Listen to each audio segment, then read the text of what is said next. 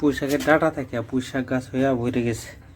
এই ডাঁটাটি তুলি এটি রান্না করা যাবে। এই যে কি সুন্দর ফনফন ডাঁটা। এই যে আরো ডাঁটা থেকে পাতা বের হয়েছে, এগুলো তুললে কচি ডাঁটা রান্না করে খেলে অনেক মজা লাগবে। তারপরে এই যে কচি ডাঁটা শুধু ডোগাটি, এটি খাইতে অনেক মজা লাগবে। অনেকগুলো পোশাক হয়ে গেছে, একবারে সার বিষ ছাড়া পোশাক, অনেক মজা। নিজের গাছের সার বিষ ছাড়া পুঁইশাক যে কিছুক্ষণ আগে তুললাম, এই পুঁইশাক দিয়া আলু দেয়া হচ্ছে ডিম দেয়া এটা ভাজি তৈরি করছে।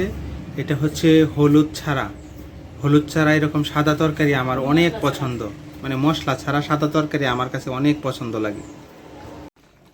মুরগির গোস্তের গ্রানে সারা বাসা একদম মোহিত হয়ে গেছে। আর এখানে আস্তে আস্তে রসুন দেওয়া আছে। এই যে আস্তে আস্তে রসুনগুলো খাইতে অনেক মজা লাগে আমার কাছে। আমার বউ অবশ্য অনেক মজা রান্না করে। আসসালামু আলাইকুম প্রিয় বন্ধুরা, আশা করি সকলেই ভালো আছেন। আজকে হচ্ছে জুন মাসের 27 তারিখ। তীব্র গরম, আর আকাশে দেখেন সাদা মেঘের ভেলা উঠতেছে নীল আকাশে।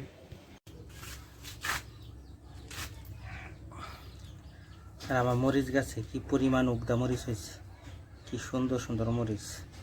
আর এই যে ফুলও ছাড়ছে, অনেক ফুল ছাড়ছে মরিচ গাছে। এই যে মরিচ, আজকে যে রোদ উঠছে একবারে কাঠফাটা রোদ। এটি কি করছো তুমি? ডাল এই টুকা টুকা খাও, একটা টুকা টুকা খাও। হ্যাঁ, কি করছো তুমি? এগুলা ফালায় করছো কি? বিস্কুট ভাঙতেছো কেন? খাও তো, খাও বিস্কুট খাও। ফালাইতেছো কে বিস্কুট? খাও, এনতে নিয়ে নিয়ে খাও। হাঁচির মধ্যে কি সুন্দর ফুল ফুটটা রয়েছে। আকাশ অন্ধকার হয়ে বৃষ্টি নামতাছে। কিছুক্ষণ আগে প্রচুর গরম আছে। আজকে আমাদের দুবারাতে সারাদিনই বৃষ্টি নাই, সারাদিন নাই, এই কি জানি কারেন্ট নাই। এখন হালকা বাতাস ছাড়তেছে, কিন্তু গরম আছে। তা আকাশে কালো মেঘ করছে, যে কোনো সময় বৃষ্টি নামবে।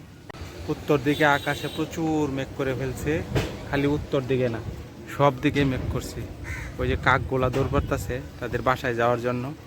ছিঁড়া বৃষ্টি অলরেডি পড়া শুরু হয়ে গেছে, তাড়াতাড়ি নামিয়ে পড়ি। যে মেঘ করছিন মনে হয়েছে তো বিরাট বৃষ্টি হইব। দোকান খুললি নাকি? বৃষ্টি হইতো না, দোকান খুললে লাইন। কিন্তু আরো গরম লাগতেছে এখন বেশি আরো। কিছুক্ষণ আগে এই তীব্র বৃষ্টি আসতেছিল, একবারে কালো মেঘে ছায়া গেছিল আকাশ। এখন আবার দেখেন আকাশটা কত সুন্দর দেখা যাইতেছে, মানে একবারে নীল আকাশে সাদা মেঘের ভেলা এরকম উঠতেছে। আর এদিকে সূর্য একদম চকচকা হয়ে গেছে, সূর্যের আলো এসে আমার গাছের মধ্যে পড়তেছে। আর গাছগুলা কত সুন্দর লাগতেছে, একবারে সবুজ ফনফন করতেছে। এই যে আমার পাতাবাহারের গাছটা কত সুন্দর লাগতেছে, আর বাতাসে দুলতেছে পাতাগুলা। আর এখানে তো যে আমার সিঁড়ির মধ্যে এখানে ফুল ফুটছে অনেক সুন্দর। আমার বাগানগুলো অনেক সুন্দর লাগতেছে, বিশেষ করে আমার প্রিয় পাতাবাহার, রঙ্গন, মোরগ ফুলের গাছ। এই যে আরেকটা পাতাবাহার, বৃষ্টির পানি পায়া গাছগুলো অনেক খুশি। বাছুর নিবিড়ে ঘাস খাইতেছে, বন খাইতেছে। ভালো আছো তুমি? কি খাইতেছ? বন খাইতেছ?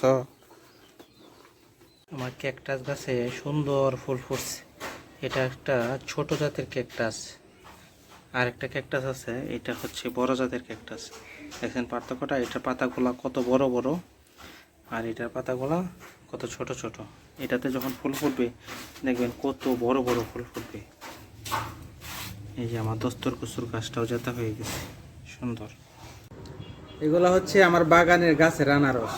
মামুন ভাই কাছে খাইতেছি, খোকন আছে, মামুন ভাই আছে, তারা নিয়ে খাইতেছি। আমার গেট ফুলের গাছটা আস্তে আস্তে এই উপরে উঠতে পড়তেছে। জানলার গ্লাসগুলা অনেক ময়লা হয়ে গেছিল, এগুলো পরিষ্কার করে দিতেছি। পর্দাটাও যেহেতু আজকে ধুয়ে দিয়েছিলাম, পরিষ্কার করার পর পর্দা টানানোর পর কেমন দেখা যায় আপনাদেরকে দেখাবো। সকাল থেকে পরিশ্রম করতে করতে একদম হাঁপায়ে গেছি। জানলাটা পরিষ্কার করলাম, পর্দাটা ধুইলাম, এখন অন্যরকম একটা শান্তি লাগতেছে, সবটা ক্লিন ক্লিন লাগতেছে। জিনিসপত্র পরিষ্কার পরিচ্ছন্ন থাকলে অন্যরকম একটা আত্মা শান্তি পাওয়া যায়, মানে আত্মতৃপ্তি পাওয়া যায়।